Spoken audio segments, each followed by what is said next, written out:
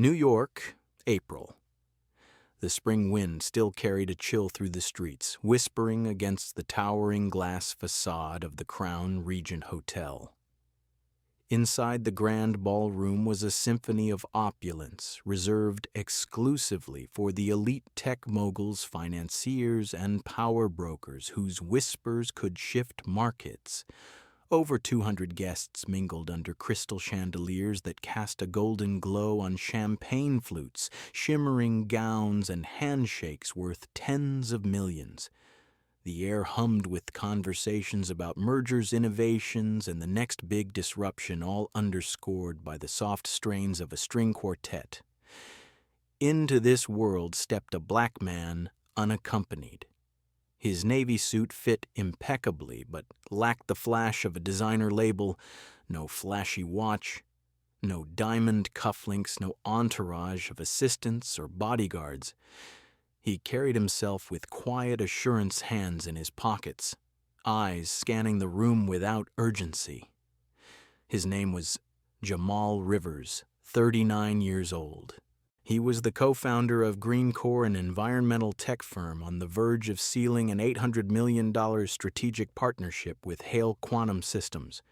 More crucially, he was the anonymous investor funding the entire deal through his private venture fund.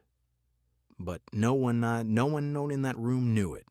There were no public photos of him, no magazine profiles, just whispers of an anonymous backer in business briefs. And tonight that anonymity, combined with the color of his skin, turned the gala into a test, one he had anticipated but hoped wouldn't unfold quite like this. At the entrance, a security guard in a crisp uniform stepped forward, blocking his path with a polite but firm hand. "Sir, this event is for verified guests only. Service entrance is to the left."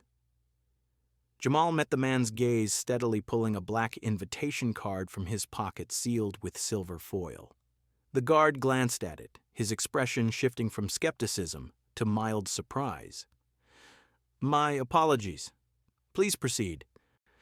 Jamal nodded without a word and entered as if the slight hadn't registered. But it had. It always did. The ballroom pulsed with energy. Tables draped in white linen held flickering candles and crystal stemware arranged with military precision. On the stage, a banner gleamed, "Hail Quantum X Greencore Signing Gala, an $800 million leap forward." Jamal lingered at the periphery, a shadow amid the clamor. No one approached him. No one asked his name. A few passers-by glanced his way, appraising him from head to toe before resuming their chatter as if he were invisible or worse, out of place. Near the bar, a silver-haired man in a tailored tuxedo leaned in to order a drink, then turned to Jamal with a smirk. "The catering staff's uniforms are getting fancier these days, huh?" Jamal offered only a faint smile in return, his silence speaking volumes. At a nearby table, two middle-aged women in sequined dresses whispered, just loud enough to carry, "Look at him! So out of place! How did he even get in?" The other replied, "Probably one of the servers who wandered off. Lost, I bet." Jamal heard it all, but he didn't react. He wasn't here to defend himself or to mingle. He was here to observe, to see how these people treated someone who didn't fit their mold. In his mind, the deal wasn't just about money. It was about aligning with partners who valued integrity over appearances. His thoughts drifted briefly to his past. Jamal hadn't always been this enigmatic figure. 15 years ago, he was a rising star in Silicon Valley, a brilliant engineer from Brooklyn who had bootstrapped his way through MIT on scholarships.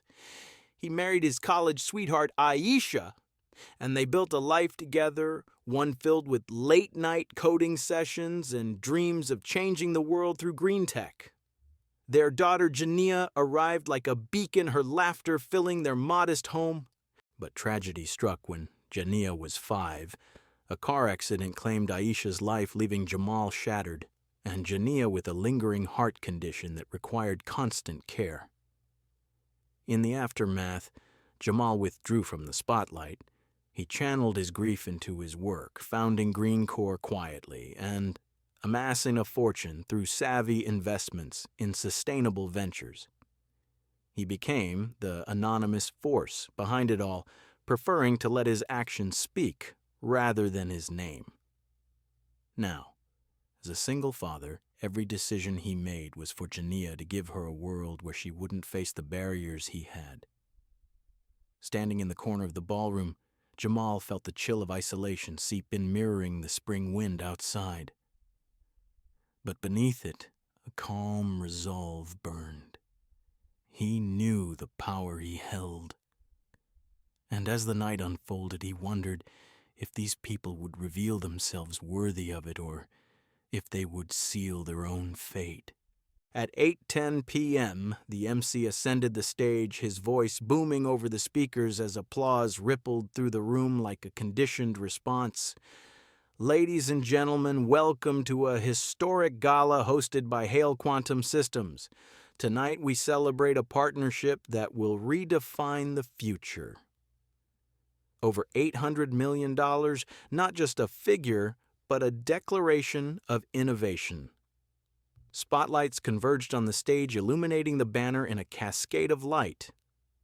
Richard Hale, the CEO, strode out with his wife, Vanessa, at his side. He wore a pristine white tuxedo chin, lifted high in triumph. She shimmered in a gold gown, waving gracefully like royalty addressing subjects.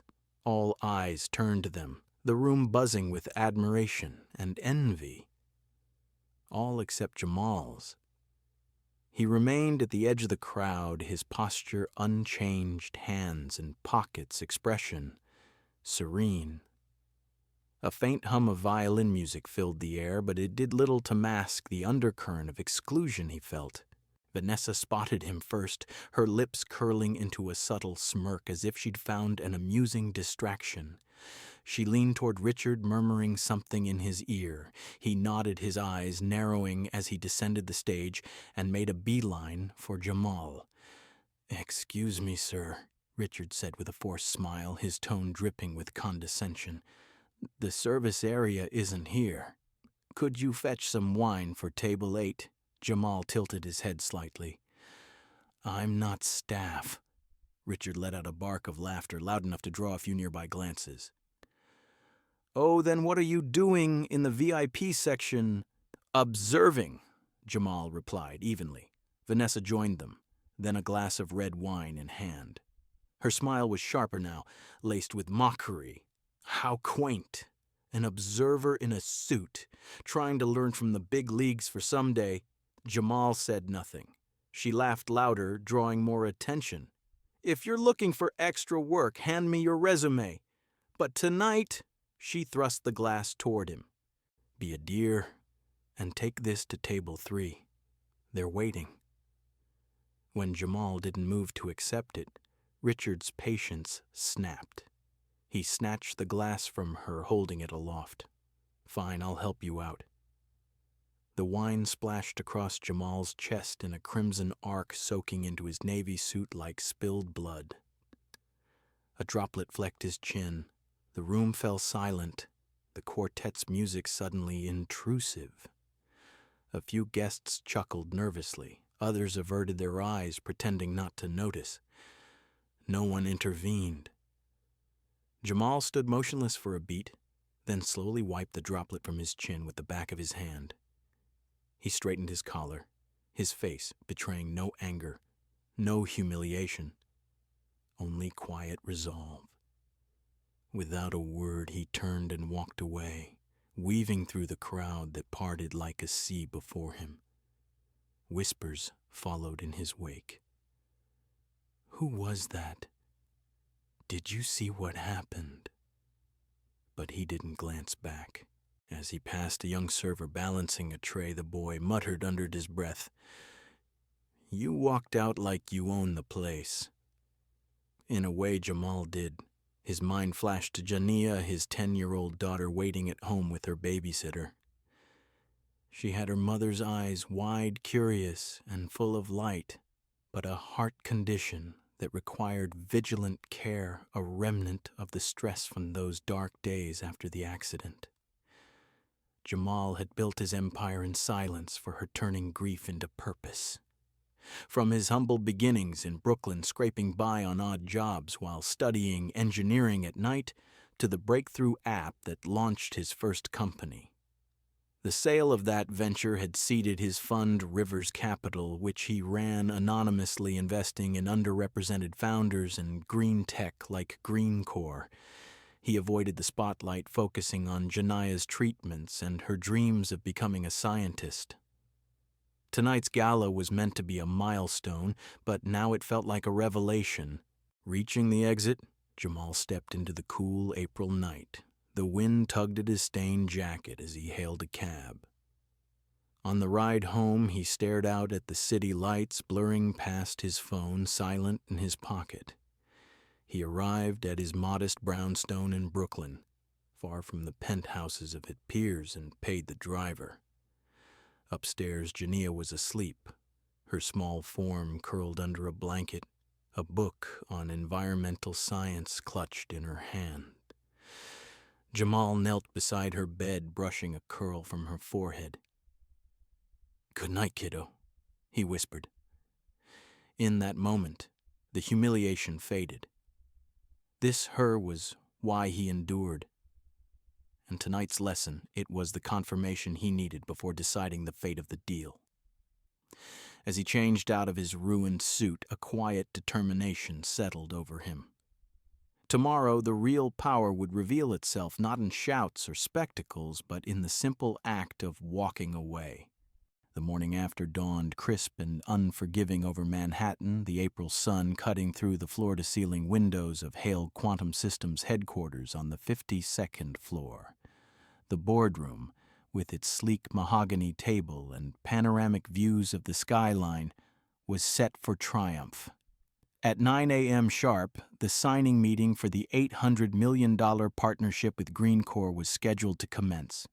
Executives fidgeted in their seats, coffee cups steaming untouched as Richard Hale paced at the head of the table, his white tuxedo from the night before replaced by a rumpled shirt and tie. But the partner's chair remained empty. No representatives from Greencore arrived. No apologies via email. No frantic calls explaining delays. Just silence, a void that grew heavier with each passing minute. Richard checked his watch for the 10th time, his face flushing. "Where the hell are they?" He barked at his assistant, who hovered by the door like a shadow. "Get them on the line, now." The assistant redialed, and shook her head. "No answer, sir. Voicemail every time." Vanessa sat nearby, scrolling through her phone with manic intensity, searching for any contact tied to Greencore's elusive backer. Her gold gown had given way to a sharp pantsuit, but the poise from the gala was cracking. "This can't be happening," she muttered. "Last night everything was on track. The gala was a success." Whispers rippled among the board members. One leaned forward. "The press is already sniffing around. Rumors of a delay could tank our stock before noon." As if on cue, phones buzzed across the table. Headlines flashed: "Hale Quantum Deal in Jeopardy, Greencore no-show at signing. Shares dipped 3% in pre-market trading, a digital hemorrhage that promised worse if unresolved." Richard slammed his fist on the table, the sound echoing like a gunshot. "This is absurd. It must be a technical glitch.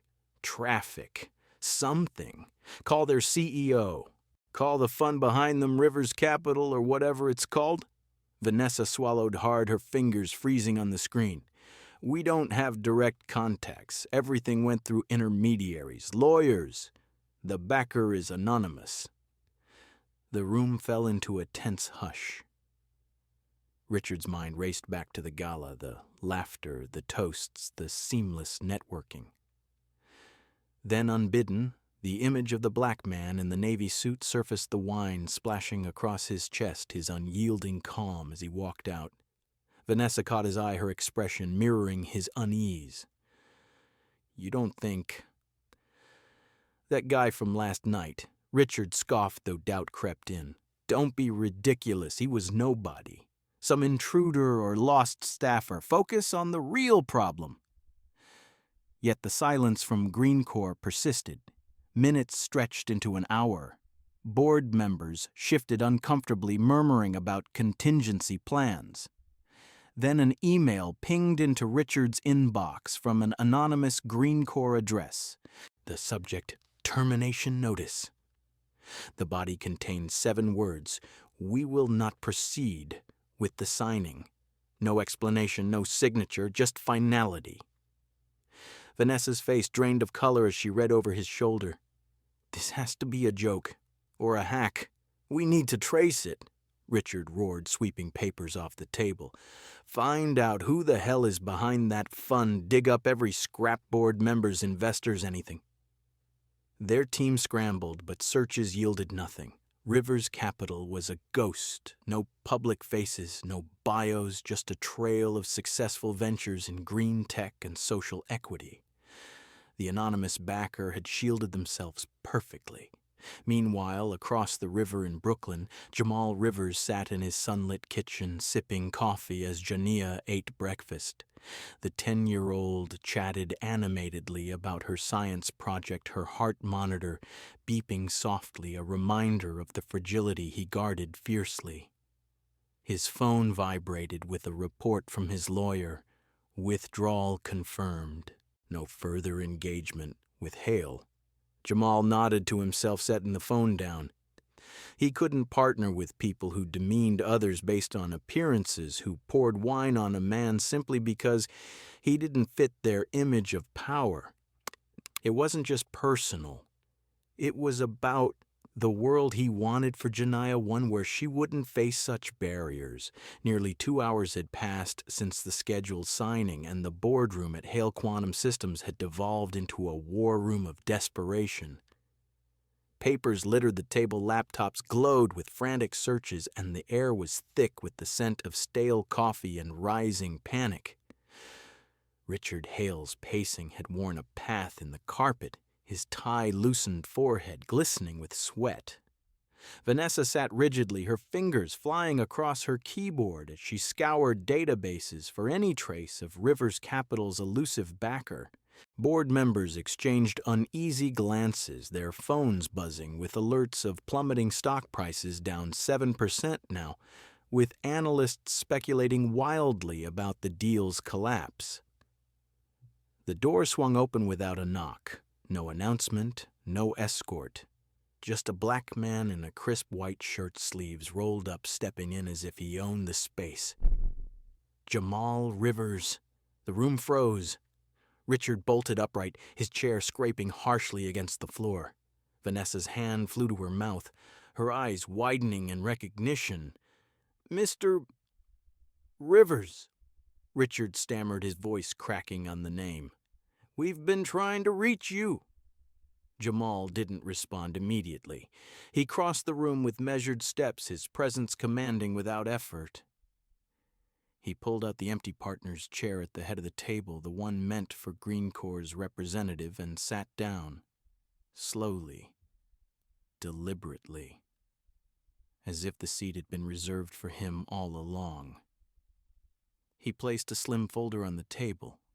"We have 15 minutes, Jamal said, his voice low and even devoid of emotion. "Not to negotiate, to end this." Vanessa attempted a smile, but it faltered her composure. Fracturing. "Last night's incident was a regrettable misunderstanding," she rushed out. "We apologize for any offense." Jamal raised a hand, not sharply, but firmly enough to silence her. "I'm not here for apologies." He turned to Richard, his gaze steady and unflinching. "Last night, I entered that gala as an invited guest. I was stopped at the door, mistaken for staff, ordered around, humiliated, and finally doused with wine. He paused, letting the words hang. Not because I did anything wrong, but because I didn't look like I belonged in your eyes. No one dared interrupt. The board members shifted uncomfortably, avoiding his stare. Jamal opened the folder and slid a copy toward Richard. This is the notice of withdrawal from Green Corps by Rivers Capital. He pushed another sheet. And this terminates all negotiations with Hale Quantum Systems. Richard's face paled, his hands trembling as he scanned the documents. You can't do this, he blurted, his voice rising. The deal was announced. Our shareholders trusted a system they believed was unbreakable, Jamal interjected calmly. But that system dismisses people based on appearances. I won't invest $800 million in hands like that. Vanessa leaned forward, desperation etching her features. We'll fire anyone involved, issue a public apology, whatever you need to make this right. Jamal regarded her for a long moment, his expression unchanging. You think I'm pulling out over money? He stood gathering the folder. The room seemed to shrink around him. I'm pulling out because if I hadn't been the one with power last night, I'd just be another black man humiliated without consequence. No one in that room spoke up. The silence was deafening, broken only by the distant hum of the city below. Jamal turned toward the door. Before leaving, he paused. You talk a lot about the future. Remember, these futures aren't built on tech alone. They're built on how you treat those you think are beneath you, when you believe no one important is watching. The door clicked shut behind him. In the vacuum left, Richard slumped into his chair, the documents crumpling in his fist. Vanessa stared at the empty seat, her world unraveling.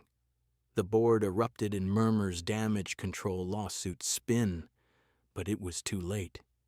They had lost not just the deal, but their illusion of invincibility. Outside, Jamal descended in the elevator, the city sprawling beneath him. He pulled out his phone and dialed home. Hey, kiddo, he said when Jania answered, her voice bright despite the hour. How's your day going? As she chattered about school, he stepped into the sunlight, promising her and himself a brighter tomorrow, free from the shadows of prejudice. 2 months later, the city of Boston gleamed under a clear summer sky, its seaport district alive with the hum of reinvention. A sleek 12-story building of glass and steel had risen quietly amid the waterfront developments, its understated sign at the entrance reading, Rivers Foundation, Innovation for Equality. No fanfare marked its opening, no celebrities, no red carpets, just a purposeful gathering in the auditorium for the inaugural symposium. Technology and humanity, no one left behind. Jamal Rivers stood at the podium, dressed simply in a white shirt and slacks, the light from the expansive windows framing him like a natural spotlight. Before him sat over 300 attendees, mostly students of color, young engineers from marginalized communities, and emerging founders who had never cracked the elite funding circles because they didn't fit the mold. Their faces reflected a mix of hope and determination, a mirror to Jamal's own journey. He leaned into the microphone, his voice steady and resonant. When I was a boy, my mother told me, you can't control how people see you, but you can choose how you walk until they can't ignore you anymore. He paused, letting the words settle. The audience leaned forward. Last spring, I stood in a room of power and was doused with wine, not for what I'd done, but for how I looked. But today I'm not in their rooms anymore. I'm building new ones and opening doors for those the world has overlooked. Applause erupted, rising to a standing ovation. They didn't need to know the full extent of his wealth or the deals he'd walked away from. They saw a man who had chosen their side, the invisible ones, like he once was. After the event, Jamal sat on a bench in a nearby park, a book in hand. Beside him, Jania flipped through a comic, her head resting on his shoulder. At 10, she was a bundle of curiosity, her heart condition managed now with regular checkups thanks to the quiet fortune he'd built. She looked up at him. "Dad, that speech was cool. Like you're a superhero." He smiled, ruffling her hair. "Nah, kiddo. Just trying to make the world a bit fairer for you." A young woman approached, hesitantly clutching a notebook. "Are you Jamal Rivers?" He looked up, nodding. "That's me." She extended her hand. "I used to think people like you were worlds away from mine, but you've built bridges I can actually cross." Jamal shook her hand, his grip warm. No distance is too far if someone's willing to lay the first stone.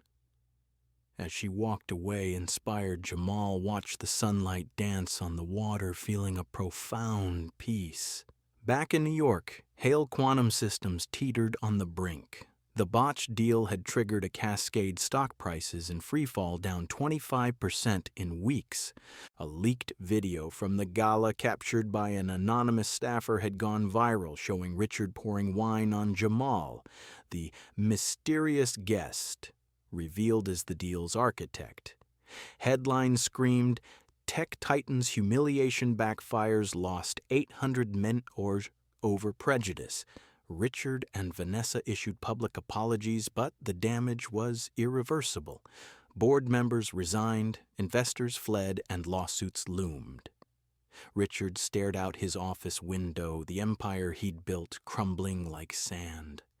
Vanessa, once the picture of poise, avoided mirrors, haunted by her own reflection.